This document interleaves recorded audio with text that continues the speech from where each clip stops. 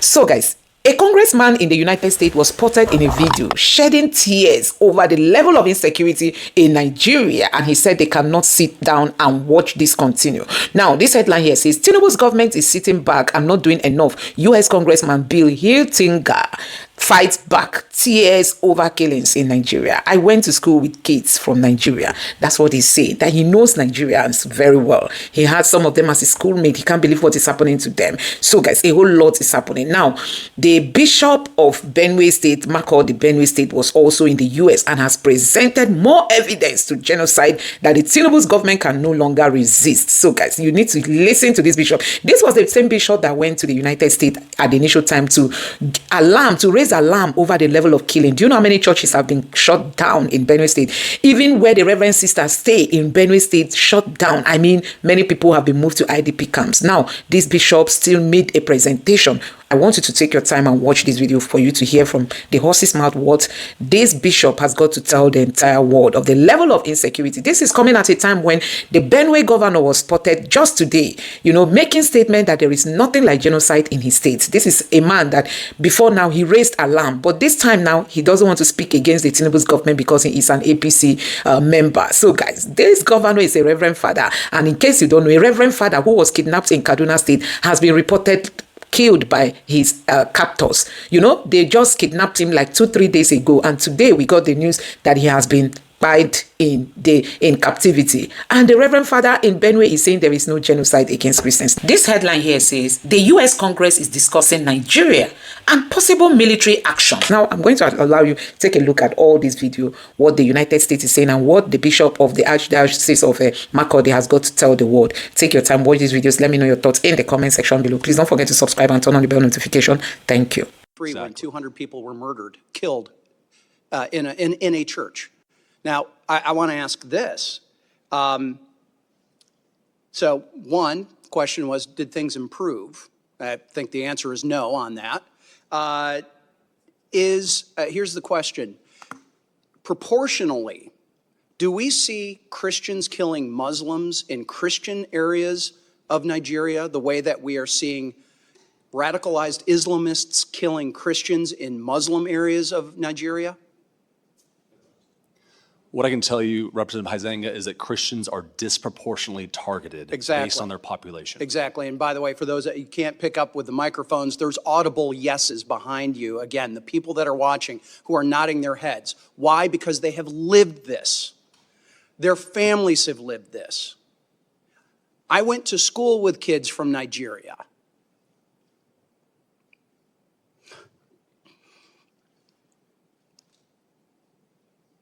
I've got neighbors who've been missionaries there, who have family there, who have friends there, who know this is going on. Yet we've got not just the mass media, we got people within Congress denying that this is happening, or certainly de-emphasizing it. It ought to be outrageous that it is Christians, moderate Muslims, anyone being terrorized by these radicalized Islamists in Nigeria, and we've got the Tinubu government sitting back and not doing enough.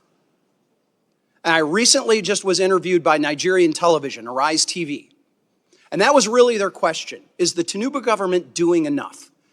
And I had to answer, no, they are not. And I do not understand how a delegation can come here to the United States and downplay and come up with all of these other excuses as to why this is allowed to happen. It should be rejected and should be called out for what it is. And I've got a couple of other questions that my time has expired that I'm going to have to go and ask for them in written responses. But one of them I need to highlight is in Benue State, there's 1.4 million people who are considered internally displaced. Understanding that the administration has supported refugee assistance in dozens of other countries since taking office, what humanitarian assistance support are you providing or plan to provide to the IDPs in Benue and Taraba states, where many of those Christian communities reside? And I'll have to take the answer in writing. And Mr. Chairman, with your indulgence, just to show the breadth of this, I want to submit for the record remarks from the chairman of the Financial Services Committee, French Hill from Arkansas, who also serves on the House Permanent Select Committee on Intelligence, the Intel Committee. And I serve as vice chair of the Committee of Financial Services. This is where many of those sanctions originate and the enforcement. And I will say this, sanctions are only as good as your willingness to enforce them. And as the chairman has pointed out, there are ways to get out of those sanctions. And that's through correct your behavior. So with that, Mr. Chairman, I'd like to submit the letter. Thank you. And with that, I yield back. In March 2025, credible reports from organizations monitoring religious freedom, including Open Doors and our own Justice, Development and Peace Commission in Makurdi Diocese, have documented continuing attacks on Christian villages, especially in the Middle Belt states of Benue and Plateau, perpetrated by the Fulani militia. Thousands more have been displaced, some adopted or subjected, with entire villages razed and churches destroyed. My own village of Aondana in Gwe West local government was attacked and several of my relatives killed on May 22nd, 2025. An entire convent of Reverend Sisters of the Clarisha Missionaries was displaced, along with the local Catholic parish. Within the days following that attack, nearby villages like Naka also witnessed attacks. In fact, on the 24th May 2025, one of my priests, Father Solomon Atongu, was shot and left to die in the pool of his blood, while those traveling with him were adopted. Though he survived the attack, he is unable to walk freely because he has a broken bone. A few weeks before, on Palm Sunday, April 13, 2025, with the attack occurring late that night into the early hours of April 14th, Fulani militants launched a coordinated assault on Christian communities in Plateau State, Nigeria, primarily targeting the village of Zike in the Basa local government area near Jos.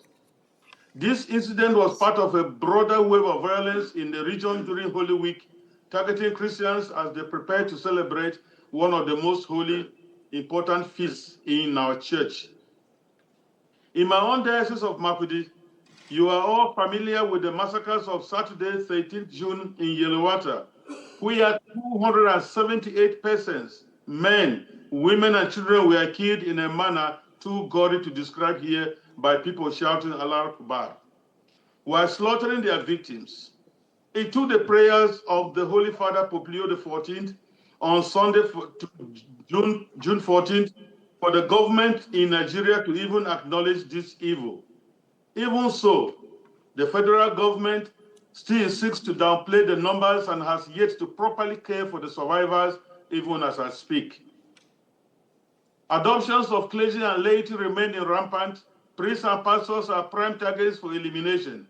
On 17th November 2025, another priest from Kaduna Archdiocese was kidnapped while his brother was shot dead and others taken into captivity. On the same day, a school was attacked in Kebbi State with many kidnapped, and the vice principal of the school was killed. Reports are also rife of the capture of a brigadier general of the Nigerian army with some army officers and soldiers by the Islamists. This is the daily experience of many Christians in Nigeria. Violence is spreading southward, displacing millions and destroying farmland, creating a humanitarian crisis compounded by food insecurity. Attacks by Fulani militants, Boko Haram, Islamic State of West African province, ISWAP, have intensified not only in the Middle Belt and northern states, but spreading southward and targeting Christian communities with impunity. We hoped the CPC designation by President Trump at the end of October might stabilize the situation, but instead it is deteriorating into one of the most later periods of for Nigerian Christians in recent memory. Like it is now commonly acknowledged, Nigeria remains the deadliest place on earth to be a Christian. More believers are killed there annually than in the rest of the world combined. Yet, perpetrators face little accountability, and the Nigerian government's response since the CPC designation is to unleash vain glory speakers and willing tools to spin the narrative and make false equivalencies about Muslim deaths. But I would like to ask the question here, who is killing the Muslims up north? Is there any Christian militia displacing millions and occupying lands in Nigeria? The government of Nigeria's silence and refusal to engage in the face of continued killings and displacements has deepened feelings of abandonment among the people. The national leadership appears disengaged, treating the Christian genocide report as a non-issue instead of considering it a national emergency. This lack of political will undermines trust in government institutions and fuels perceptions of complicity or indifference. Mr. Chairman, honorable members, allow me to briefly mention another point so close to my heart, the humanitarian and social impact of this genocide. In the Middle Belt alone, millions of internally displaced persons remain in camps, unable to return to their ancestral lands. This threatens cultural continuity, religious and economic survival. The psychological trauma of survivors of these attacks is immense, with little access to counseling or rehabilitation. Widows, orphans, and survivors face ongoing threats. Girls and women endure sexual violence as a weapon. So many others resort to unsafe coping mechanisms for daily sustenance, destroying families, guarantees that no more Christian will be born from so many traumatized women. This is one of the elements of genocide, securing the disappearance of a group by longer-term measures other than murder. Without quick intervention, Christianity risks elimination in parts of northern and middle belt Nigeria within a very short time. Let me put it on record here that on behalf of millions of Christians in Nigeria and in the diaspora, we want to thank President Donald J. Trump for his bold leadership in designating Nigeria as a CPC. I commend you, Mr. Chris Smith, and this subcommittee's ongoing leadership and the recent U.S. designation of Nigeria as a country of particular concern. It is a vital step, but must be backed by serious action. 1, using the Magnitsky Act for targeted sanctions on Nigerian government officials and others tolerating or condoning Islamic violence in the country. Tie security and other development or humanitarian aid to measurable protection improvements. Expand humanitarian support for IDPs. The IDPs must return to their ancestral homes and lands with security guarantees by the Nigerian government. They must also be supported to rebuild their economic livelihoods and enjoy basic services such as education and sanitation. Support bills like the Nigerian Religious Freedom Accountability Act to hold perpetrators accountable. This point cannot be overemphasized because it is impunity that fuels the violence we suffer. Irrespective of who are being killed, the prime question is, are there killings in Nigeria? And the government should stop it. International advocacy, work with allies to praise Nigeria at the UN and ensure discriminatory laws and blasphemy laws are eradicated or expunged from the Constitution.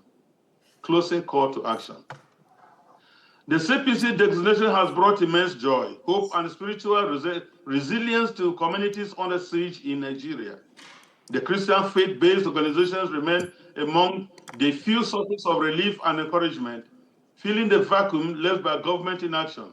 However, the church alone cannot stop the killings. It requires coordinated political, military, and humanitarian intervention. Mr. Chairman and members, the blood of Nigerian Christians cries out to you people. We cannot afford to wait any longer. Renew hearings, pass binding legislations, and use every tool of U.S. influence to demand change. America remains the only country in the world with an International Religious Freedom Act.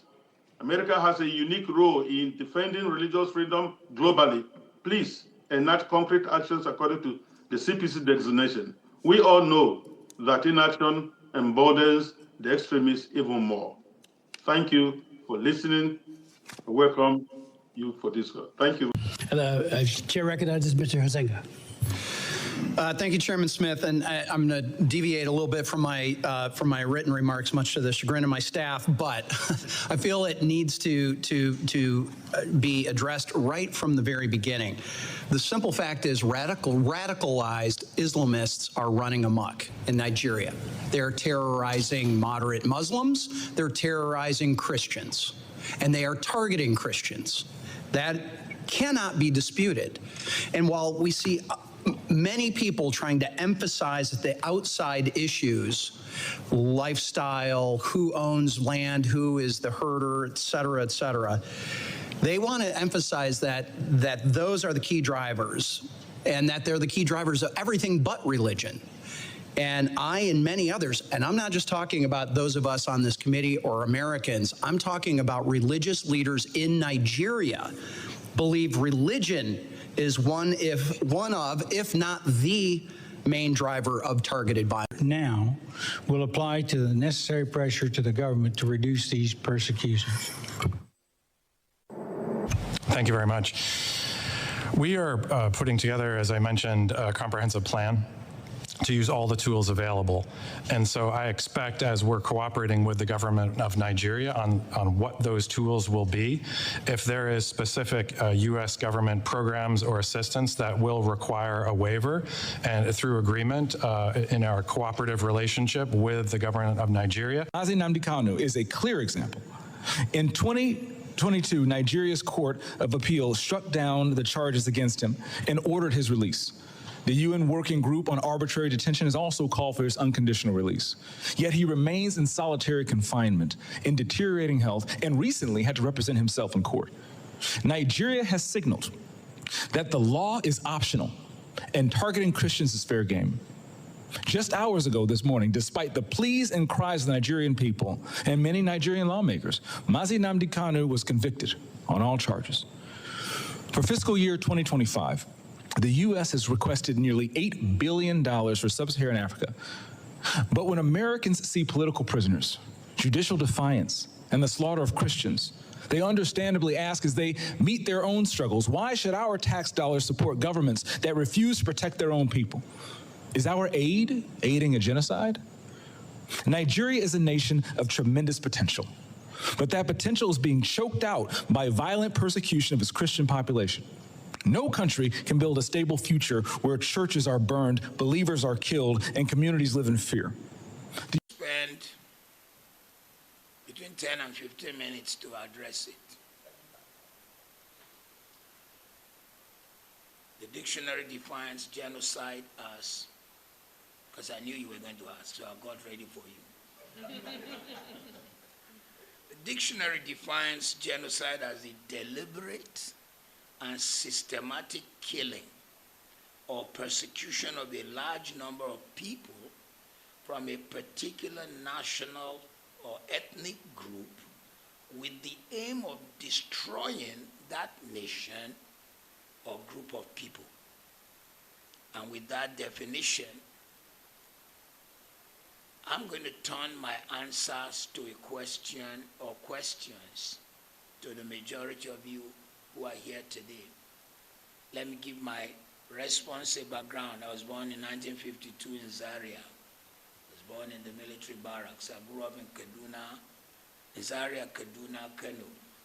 So my answer does not come out of just newspaper, but experience. The first riot I ever experienced, with all due respect, was against people from the East. I was there during the Zaria riots, when your crime was that you were Igbo. They didn't tell me, I saw it. People were being killed right before my eyes. My dad was a soldier trying to prevent it. And I remember the man coming back with a deep dent in his military helmet as the guys were screaming and walking the roads of Zaria and screaming, Tawaye. Tawaye means our eyes have opened. Following the first coup by Kaduna and Zogu, they felt their eyes had opened. So there certainly was genocide because people were being dragged out of their house and killed. But then when it comes to the hot case on hand. Is there religious genocide in Nigeria? Firstly, I'd like to say that whatever issue is in Nigeria, because it was not dealt with, it became a snake with 5 heads or more heads. And so when you are looking at each case, you need to know which head you are dealing with. Bandit is a head. Banditry is a head. Terrorism is a head. Fulani herdsmen carrying guns and invading people's farm, chasing them out, is another head. The guys who demand money, what did they call them? Kidnappers is a head, and there are many more heads. And then deliberate chasing of people away from their land and immediately putting another tribe there is a head. So, are these things happening in Nigeria or not? I'll just take you down some historical cases and I'll ask you, is it really happening in Nigeria? Maitasine, in the 70s, a man who rose and began to teach a form of Islamic cleansing that says anybody who was not of that particular belief must die. Is that not genocide? And is that fair in a secular nation? Zango Kataf.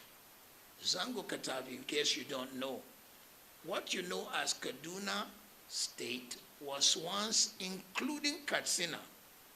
And on grounds of religion, Katsina State was cut off because the majority of Katsina State was Islamic. And what remained as Kaduna State was majority what we call Southern Kaduna, Zango Katav, people who are, and so on and so forth. I don't want to mention all the tribes. And despite cutting and now having Kaduna State,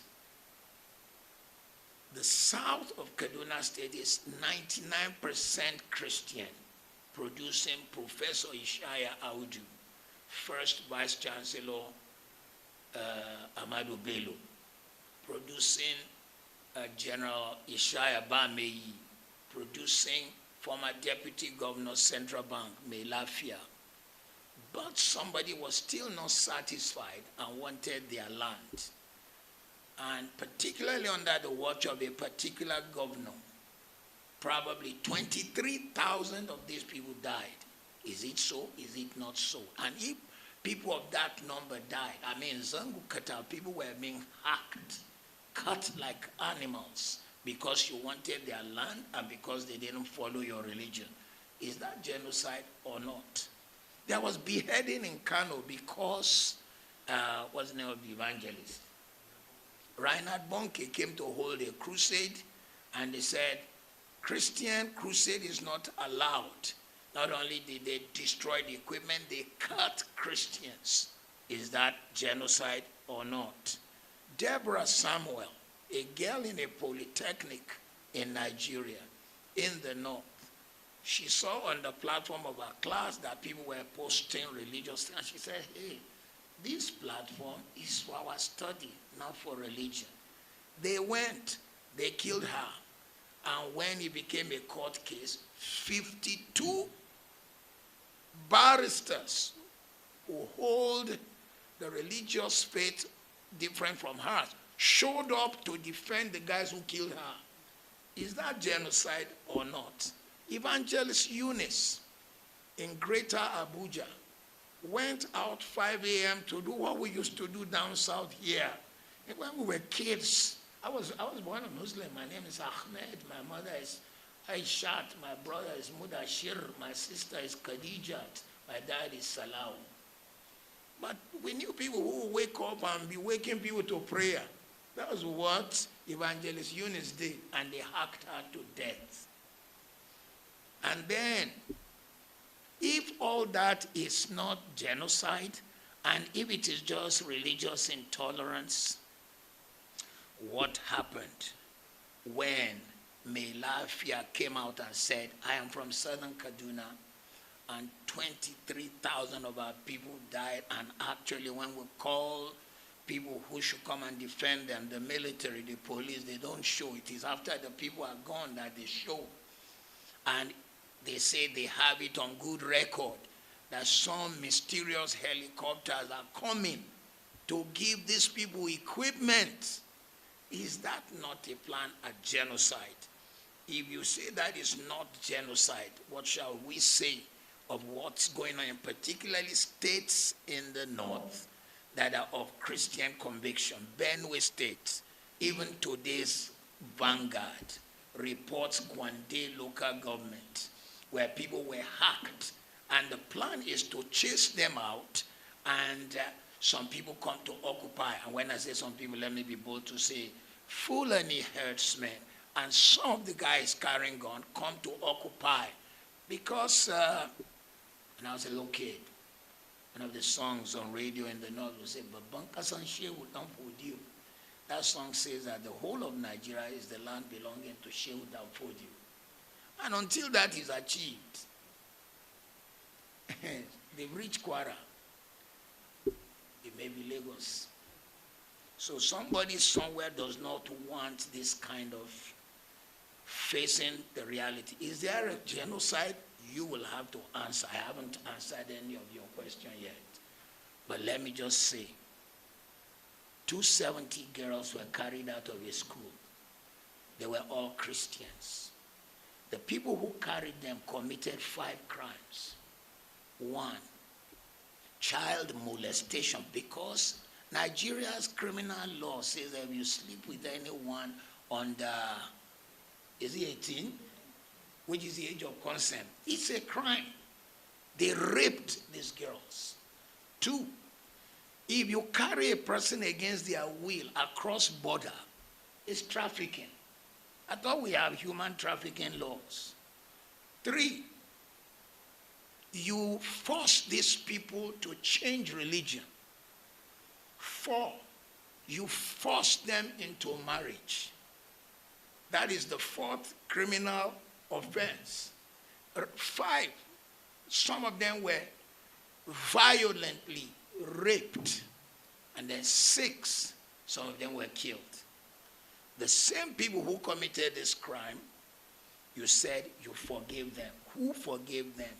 Where were they forgiven? Which court of law? Is it the government that said, okay, we suspend the criminal laws of Nigeria in the case of Boko Haram, who carried this girl, whatever of the Hydra heads carried the girls? Who did it? So, if you now say you forgave them, where are they? It is rumored that some of them are now repented and you brought them into the army. How can a man who killed and committed all this crime now qualify to be a defender of the nation? It is rumored that some of them are in the Air Force. How can a man like that defend the Federal Republic of Nigeria? How can we entrust him in the country where I live at the moment, in England? If you touch a child, you know rape and more. You touch a child in an indecent way, you will be in the register of child molesters. And the moment you change local government from one local government to the other, you must go and report yourself as a child molester so you can be on the books of child molesters. Once the court have passed a case against you that you molested, anytime you move, you don't need the police to do it. You have to go and report yourself. There are jobs you cannot get. But in our own case, we said these guys are forgiven. 1, who forgave? 2, where were they forgiven? 3, where did we see their repentance? 4, where is the fruit of their repentance? So, we cannot say that there is no genocide. But if we say there's no genocide, answer my questions. 2, we cannot say there is no religious intolerance. Not done anything to warrant this. And that is why anytime magana say the chewa magana.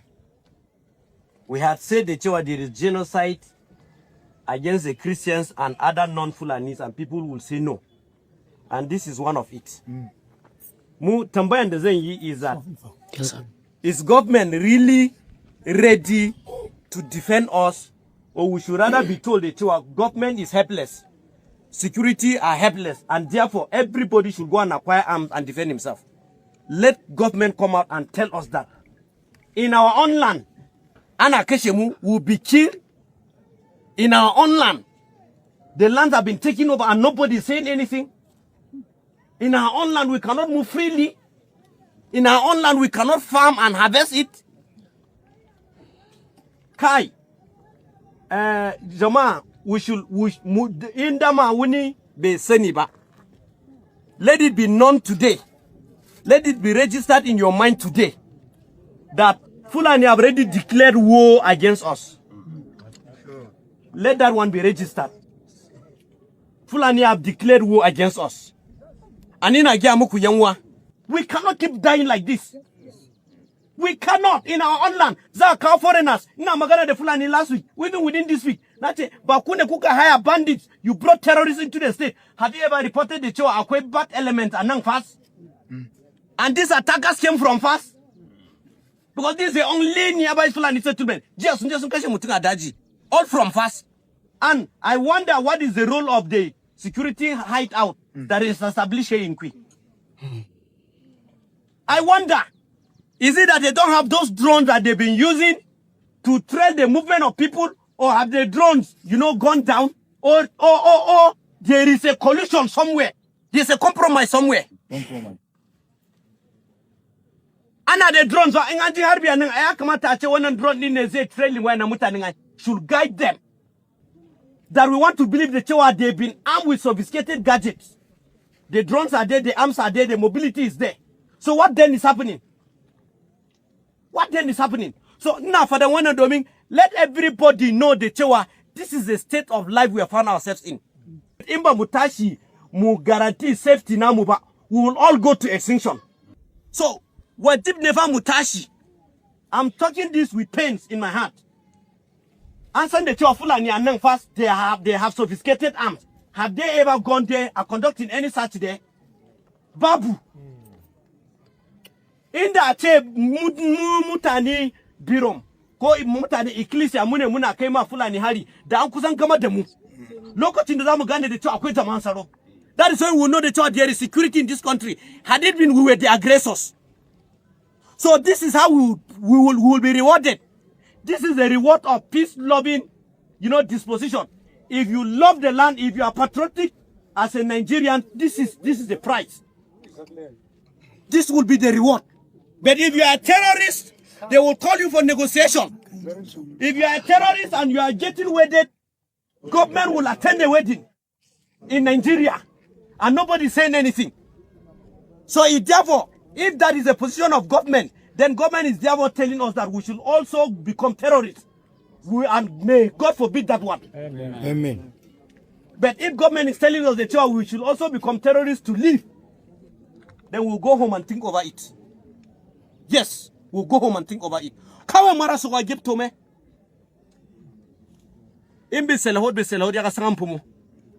Enough of anything. Enough of anything. Amen. Kuma, it is on record based on information we have gotten. They told the really in the Akakawan attack. The reason why this attack was meted out is to confuse us, because Sunje Gasa, they destroyed over 77 farmlands. Compensation was to be paid on Wednesday. Soon shifting Ashizwa Monday. So they have agreed that they will come and attack so that they will not pay those 850 bags of maize. Because once they start attacking, nobody will go and ask them for that. So we are saying it that we are standing on our position. And if security will compromise this time around, then it will not be good between us and them, because we will take it up legally. Life. We will take it up legally to ensure that if they will compromise, that those grains will not be given to these affected individuals. Then we will know that the security are involved in this thing. Yes. So that is our position. So guys, you have seen what is happening in Nigeria. It's really heartbreaking to see that the governor of Benue State boldly came out saying there is no genocide in Nigeria, and Nigerians have been reacting, saying that the blood of those that have been buried is going to be on their head. The blood of thousands of martyred Christians in Nigeria are crying for help. Unfortunately, here is a priest. He is a priest. You see, a reverend father is also attacking a reverend father. Unfortunately, a priest is saying this. Reverend Father James is saying that a priest is the one saying no religious genocide in Benue, Governor Leah, for political reasons. So guys, a reverend father is firing another reverend father, saying that he is a reverend father, but you can see he cannot even defend his people because of political gain. So guys, you can imagine tomorrow, what will this man tell the world? Even the diocesan, the archbishop of a diocese in Benue is the one doing this presentation, while his governor is back home saying there is no genocide going on. So guys, really sad, really, really sad. This person said, thank you, sir. Here is the address, his address on AIT back then, Benue State Governor Hyacinth Olia, in a few months ago, where what the hell is wrong with this politician? This man, hey, it's really a very big disgrace. Benue killing, this genocide, this is genocide, not dispute. Tall thief tells Tinubu. So guys, IDPs, soldiers, women, children, among 200 killed in fresh headers attack in Benue community. Those in IDP, those that were driven out of their houses, they were among the ones that were buried, you know. So guys, a whole lot is happening in Nigeria. A whole lot.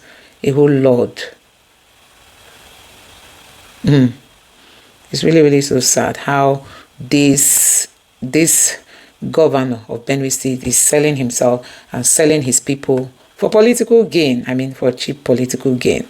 So guys, a whole lot of reactions in on the social media space. Let me take you through what some of the reactions after America reacted. This person say, I've come to believe that the very thing that holds a black man back from development and progress is the thing that makes him lie until he destroyed himself beyond repair. The life of a black man is sorrow, honestly. You know, a black man will not want to say the truth. There's genocide in Nigeria. Nigerian leaders are denying it. Nigeria is a breeding ground for terrorists. The government is providing a safe haven. The terrorists want to use Nigeria as a launch pad for terror attacks all over the world. I mean, it makes sense. You can imagine if they capture Nigeria like Afghanistan, what is going to happen? This person here said, this is exactly what our National Assembly should be dissecting, finding solutions to and speaking truth to power. But no, all these clowns do is sink on your mandate, on ending approval of loans, sending prayers to males, and acting clueless that Nigeria is bleeding, honestly. Oh my God, honestly, that's just it. You know, the National Assembly, Akpabio cannot speak up. He doesn't want to say anything about Trump. The US Congress are currently debating on the next line of action for Nigeria. But our own lawmakers are currently debating about 2027 and singing on your mandate we shall stand, while people are dying here and there. Oh my God. This person here said, America are not your popular people. They deal with empirical facts and data. And this other person here said, the Nigerian government think they can go to the US, tell blatant lies and snap photos, you know. They think they can lie to the same people. Okay. That gave them internet to lessons will be learned. So these are some of the reactions. So guys, I think what actually happened, let me fact check. I think what actually happened is, I believe the Nigerian delegates that were sent were denied access. I think I saw that headline somewhere. Let me see if I can capture that headline. You know, they were sent to go present their lies, but the United States do not allow them, did not give them any breathing space. So guys, a whole lot is happening in Nigeria. A whole lot is happening. I'm just going to look for that headline so that you see it for yourself, and then I'm going to read what is there, because the way these people lie is still amazing, still shocking to many Nigerians, that there is no genocide happening in Nigeria, while everybody can feel it, touch it, hear it, and you know, feel it. As in, if anybody that is coming out to say there's no genocide in Nigeria, you will be wondering, what is wrong with them. Nigerian delegate. I think I saw that headline somewhere. I'm trying to see if I can retrieve it, you know, just for you to see that these are our people. They know how to disgrace themselves. They know how to disgrace themselves. Nigerian delegates that went to America, they were all denied access to even enter. Let me check. I think it's this guy that posted it. Let me see if I can see it and use it for reference purposes. Zamfara government to sponsor mass wedding for 200 orphans. Can you imagine? All they know is to give them wife and husband, because for them that is how they are going to stop doing whatever they are doing. So I don't know. You guys turn into News Central. You guys tune into News Central. Okay, I think News Central, alleged genocide. U.S. Discussing possible military action in Nigeria. Okay. U.S. Congress. Okay. I think this will even be a very good headline for me. So, guys, U.S. Congress is debating possible military intervention in Nigeria. Possible military intervention in Nigeria. That is what U.S. is debating, and Nigerians are welcoming it, you know. It's going to be amazing by the time the United States comes to the rescue of Nigerians to end the killing that is going on, you know. So I'm really so happy that all this is going. And Nigerian delegates were denied access, you know. Nigerian delegates, they say they don't want people to come and tell them lies, because they know America has its facts. They denied American delegates access, you know, from entering, because they know that our people cannot even tell the little truth, just little truth. It's very difficult. Just little truth. There is genocide. Tinubu cannot accept there is genocide. We have genocide. Please come and help us. That's how to do things. By the time you are saying, no, there is no genocide. No, there is no genocide. Then it's going to be a problem. So, guys, I don't know what you make of this. Let me know your thoughts in the comment section below. Please don't forget to subscribe to the channel and turn on the bell notification. Thank you.